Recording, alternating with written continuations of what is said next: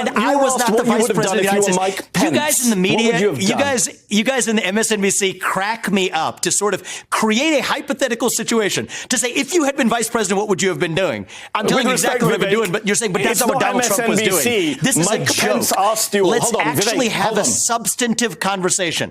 Do you want to have a substantive conversation about what should have happened, or do you want to play a game of gotcha? Because you have the choice. The choice is yours. Do you actually want to have a substantive conversation? If you do, I'm down to do it. A few moments later. Which falsehood would you like me to address? The financial one or the one about my views on affirmative action? Because I can go in whichever order you'd like. On the financial piece of it. Not at the time that I had applied for the scholarship that fall. Yes, you did. That December. Yes, you did, Vivek. This is awkward for you because you did. I've got the tax returns in front of my face. No, it's not awkward for you. Yes, on December 31st, when the application for the scholarship was that October. Mehdi, you're wasting your time on childish details in October of that year when I applied for that scholarship. And it was, well, guess what? The bonuses that a hedge fund pays, and it's a shame that, again, you don't have to be an expert on this, but if you're going to spout out, you better know something about it. People pay at a hedge fund the bonuses at the end of a year. And on December 31st, that's when I was paid. I applied for the scholarship that September, and I did not grow up in a wealthy family. Well, you know what the fact is, Mehdi, is $50,000 did make a big difference to me back then. And anybody who has a few $100,000 in the bank is going to take $50,000 without strings attached. Take the scholarship. But my question for you is, why on earth are you, as an intelligent person interested in politics, obsessing over a 24-year-old's $50,000 scholarship? I'm interested in truth, It would seem beneath you. We have a country to fix. That you wear. And I'm interested in truth. And Mehdi, that's why I released 20 years. Mehdi, that is why I released 20 years of tax records. Tell your friends in the Biden administration to do the same thing. Tell your Democrat candidates to do the same thing. We've gone over time. We're breaking precedents, and I think it is pathetic.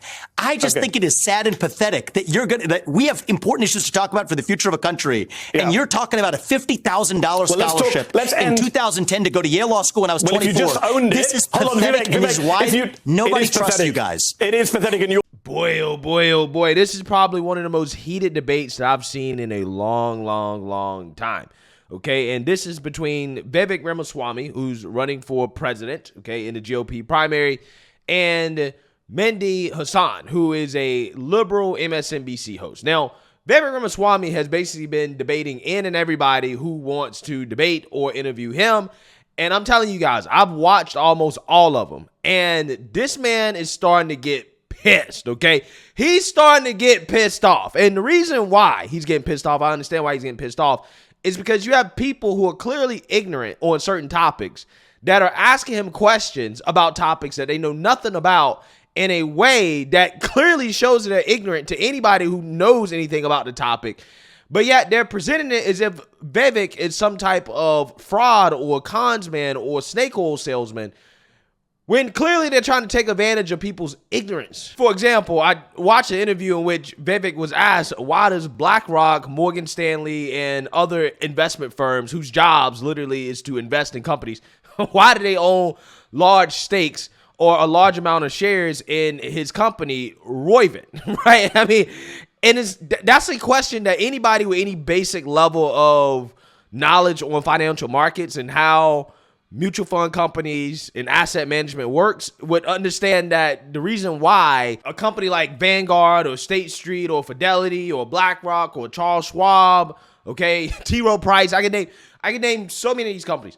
But the reason why these mutual fund companies, for example, like a Vanguard, are the top shareholders, or they own a significant portion of basically every publicly traded company in the United States, is literally because people give Vanguard their money to invest that money into these companies. A very simple example of what I'm talking about on a small scale. The Vanguard S&P 500. That is a fund that tracks the top 500 publicly traded companies in the United States. So when somebody gives Vanguard $100,000 to put into their S&P 500 fund, Vanguard is going to take that money and they're going to invest that money in the top 500 publicly traded companies in the United States, so that that person's $100,000 is spread out over those 500 companies. Now, extrapolate that to trillions of dollars in the case of a company like Vanguard, who has trillions of dollars in asset under management. Now you can easily see why they own such a large portion of these companies in the United States. And publicly traded companies don't have a choice in regards to if Vanguard or BlackRock or whatever mutual fund company or even an individual is the largest shareholder, hence why they are publicly traded. Okay, you guys remember Twitter, when Elon Musk bought Twitter, how Elon Musk gave them an offer that basically the board of directors literally had to accept because it was their fiduciary responsibility to essentially generate the maximum return that they can for investors. These companies don't have any control over who owns a majority of their company, right? And people got to understand this stuff, right? They got to understand this stuff. Now, the problem with this, the issue with this is that, yeah, I mean, I think there's an argument to be made that these companies are using their large ownership stake to push a woke agenda, right? To push ESG or whatever. And I think that's legitimate criticism. That's a legitimate conversation to be had, right? But when Vivek was asked that question, as somebody that used to work in financial services, I could tell he was super annoyed by it because he would not be asked that question by anybody with a basic level of knowledge in regards to how capital markets and finance works, okay? So I understand some of the pains he's going through, right, when he's talking to some of these people. And this is going to be a similar situation here with Mehdi Hasan, who's going to ask Vivek how he made his money, right? And also is going to ask Vivek about comments that he made about Mike Pence and what he would have done differently on January 6th. So I want to react to it. But again, I highly recommend people watch this whole interview. I can't react to the whole thing because it's 25 minutes. It's too long. But I highly recommend people watch this whole interview because this is clearly Vivek's toughest interview and his most heated debate. I mean, this went off the rails. I mean, this dude, he almost snapped, right? He almost snapped. So let's get into it. So you talk about your business background. Let's talk about that. You made your name and made a lot of your early big money from pushing an Alzheimer's drug that had already failed 4 clinical trials when you bought it. You then talked it up on CNBC, in Forbes, on the cover. Your company's subsidiary shot up by billions in value when it went public in 2015. But then the drug failed its phase 3 trial on your watch. The company lost 75% of its value in a single day. Ordinary investors like the California State Teachers Pension Fund lost hundreds of thousands of dollars. But you cashed out beforehand via your parent company to the tune of, I believe, over $37 million. Your critics say it's a classic pump and dump scheme. What do you say to them? Yeah, Mehdi, that's the standard opposition research during politics reading line. Anybody in the biotech industry knows this story very well. 99.7% of Alzheimer's drugs have failed. That's thousands of drugs. Mine was one of them. But the company I founded, Roivant, developed a range of medicines. And the way I made my money was not through the failure of that Alzheimer's drug. This is one of the pieces of misinformation from opposition research. I could have sold shares in that subsidiary Alzheimer's company, but didn't. So the person who was hurt by that was me. Hold on. But you say this a lot, but you did sell shares in Roivant, and you made $37 million. And Mehdi, $37 million. Mehdi, I think you owe it to your audience. Mehdi, I think you owe it to your audience to be accurate. That is shares in a different company, not Axovant. And those shares that I sold are worth, and those shares are worth dramatically more today. So I would have made more money had I held on to those shares. So yeah, let me explain exactly what's going on here, because this is what I'm talking about in regards to people punching above their weight, trying to pretend that they know what they're talking about when they don't. And Mehdi actually probably does know what he's talking about. He just thinks that his audience is dumb, right? I don't think you guys are dumb, but I'm going to explain to you why this is totally normal and this is not something to be concerned about. This is not anybody being a snake oil salesman. It's not a scam. It's not a pump and dump, okay? So I'm going to give you guys a very simple explanation in regards to why this is perfectly normal and what happened with Vivek's company, okay, and how he actually made money. So Vivek started this company called Roivant, which essentially creates smaller companies, subsidiaries, to develop drugs for certain diseases, okay? So he may create a subsidiary or a smaller company through Roivant that, for example, helps treat Alzheimer's, okay? And that company was Axovant, okay? The drug, that was the name of the drug, that was the name of the company, okay? So Vivek does not have direct ownership in Axovant, okay? It's through a larger company that he has ownership in and that he runs. So what happens in the pharmaceutical industry, as Vivek Ramaswamy is alluding to here, is that developing drugs is very risky. There's a high failure rate, extremely high. However, investors bet millions and millions and millions of dollars that a drug is going to be successful, even though they know more than likely that it's not going to be, that it's going to fail. They do this because the return on investment, if the drug is successful, is going to justify the risk, okay? Because if you put in millions of dollars, there's a good chance you're going to make billions if the drug actually is able to go to market. And pharmaceuticals, the pharmaceutical industry, there's so much red tape that it literally costs hundreds of millions of dollars to develop a drug. So he raised hundreds of millions of dollars to develop a drug based off the thesis that there are drugs that are being put on the shelf by larger pharmaceutical companies, like, for example, Pfizer. Okay, they put a drug on the shelf for Alzheimer's that failed their clinical trials. However, Vivek's hypothesis was that, well, some of these drugs have potential, they just need more development, right? This is public information. All the information about the clinical trials, the history of the drug, all publicly available for investors to see. So investors, with all this information, this previous knowledge of this drug, knew what they were putting their money into. They knew what they were putting their hundreds of millions of dollars into, with the bet that the drug would ultimately work. However, it did not work, okay? And a lot of people lost money on it, including Vivek Ramaswamy, who did not sell Roivant's shares in Axovant. So Roivant actually lost money. However, how Vivek made money is that he sold shares in Roivant, which is a different company. It's the parent company, but it's a different company. He sold shares in Roivant and generated capital gains. Okay, and that's, how he made millions of dollars. But you got to understand, although Roivant owned Axovant and Axovant was a bust, they also owned multiple other subsidiaries, and the stock price, the value of Roivant, was not solely dependent on what would happen with Axovant.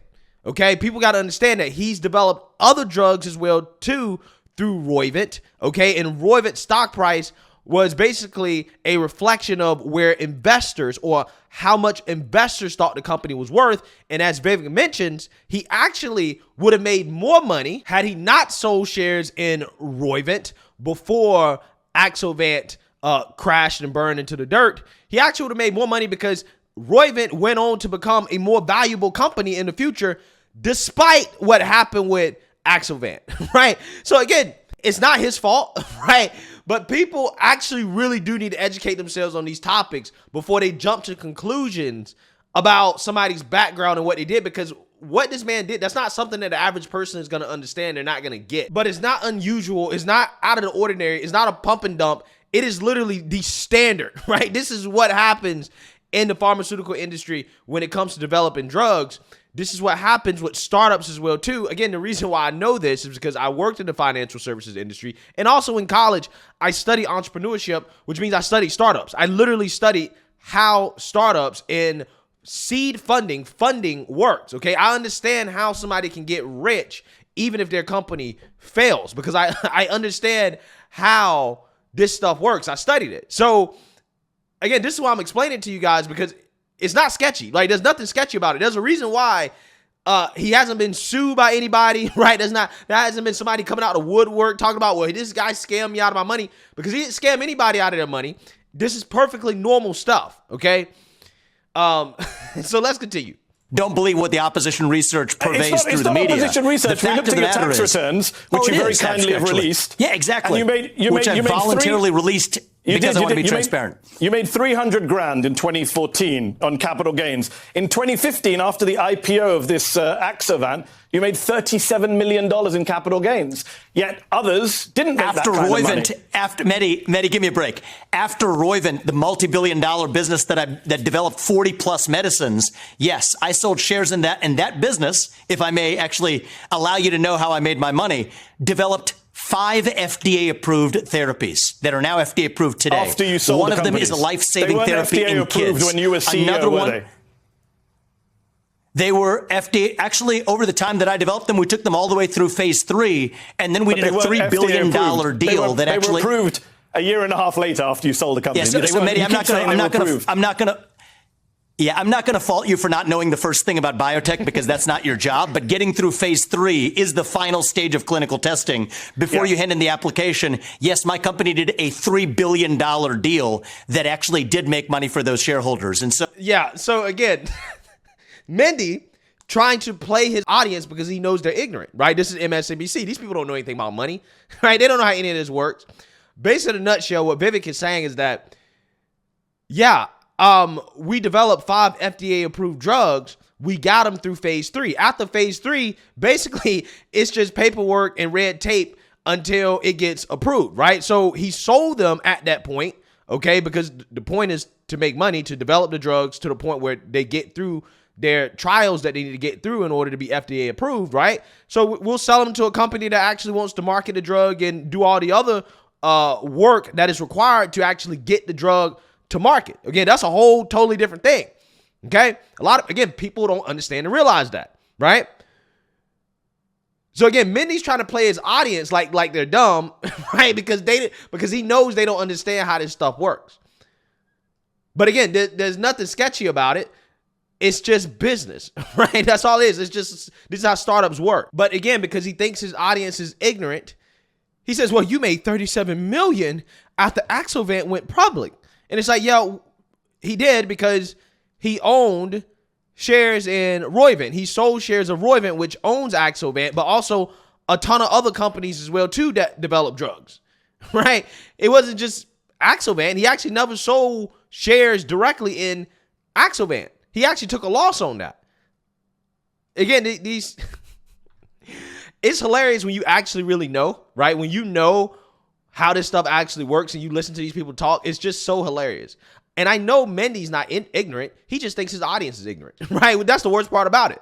So, yes, I have built Roivant's a publicly traded company, nearly $10 billion public company today that I built as the sole founder from scratch as one of several companies that I've built. So, yes, I have a business record that I'm proud of and will equip me to lead this country. You mentioned stage 3 trials. The Alzheimer's drug failed it after you did a lot of touting of it. You say 99.7% failed. You never said that at the time. Do you have any regrets about how you hyped that drug? I did say that. CEO of Roivant said this week that you hyped the drug. Do you regret hyping it? We did not hype the drug. To the contrary, actually, one of the things that I found this week. Well, I can't speak for what is or isn't. I haven't read any article that you're quoting, so I don't exactly know what you're referring to. The fact of the matter is, though, I have been transparent at every step of the way. Everyone who is in the biotech industry knows that Alzheimer's disease is the graveyard for medicines. But I still think it's an important area of need. And I'll say this, Mehdi, is, you know what? If I serve for 2 terms, I'm still going to be in my 40s when I leave the White House. It is a personal passion of mine to come back and see if Alzheimer's disease hasn't been cured. I do want to play a role in still delivering treatments and cures for that disease. And people who don't take risks, don't achieve meaningful impact, the medicines that I did develop, I'm proud of. And you don't get there without having a number of medicines that you test along the way. And the other thing I will say is our success rate under my watch was higher than probably nearly 99.9% of biotech startups in the last decade. So, yeah, I stand by that record. I'm not afraid of taking risks. That's part of the American spirit, and I stand by it. Technically, the successes were a year and a half after you sold the company, but we'll get bogged down. Let's talk politics. Mehdi, that's dead wrong, and I would sorry to say you're embarrassing yourself in front of anybody who knows anything about biotech for knowing that phase 3 trials are the final stage. Okay. The final stage, the FDA phase 3 studies succeeded. So you're barking up the wrong tree, but we can continue to move on. Let's talk politics. Yeah, he is embarrassing himself, especially in front of me when it comes to his knowledge of capital markets specifically, right? I'm not an expert in biotech, but when it comes to all the other stuff, yeah, you're embarrassing yourself. You're trying too hard to play gotcha when essentially what he's doing is criticizing Vivek for being an entrepreneur and doing what entrepreneurs do. Entrepreneurs fail. Right? Like, you're going to fail. He failed and he tried again. And they're criticizing the man for failing and trying again. Again, it blows my mind. It's even worse than the criticism that he gets for taking a scholarship, right? I mean, the dude gets criticized for taking a scholarship. A scholarship that you have to be an idiot not to take. If somebody's giving you free money, doesn't matter if you're a millionaire. Again, this is really the Trump treatment, right? This is the Trump treatment. It really is. It's embarrassing.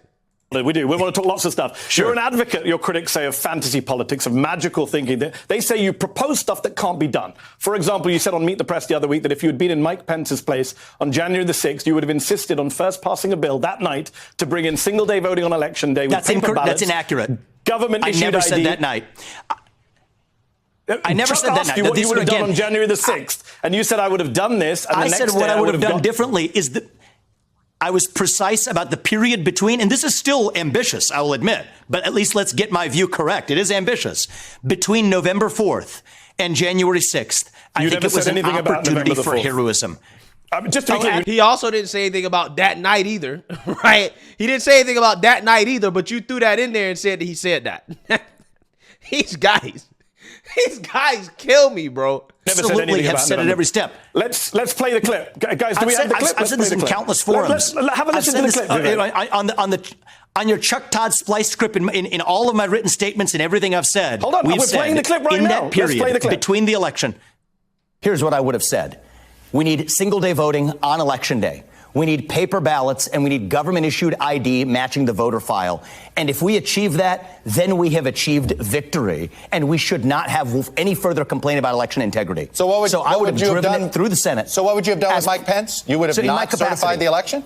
So in my capacity as president of the Senate, I would have led through that level of reform. Then on that condition, certified the election results, served it up to the president, President Trump, then to sign that into law. And on January 7th, declared the re-election campaign pursuant to a free and fair election. Now, to be fair, he never gave an actual timeline on when he would have did this, when it would have started.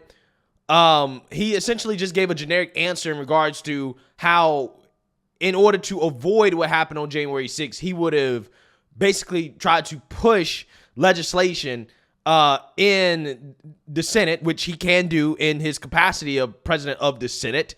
And that doesn't mean that he actually introduces legislation. What that actually means is that he rallies the party together as vice president to push the legislation, which we've seen this be done before.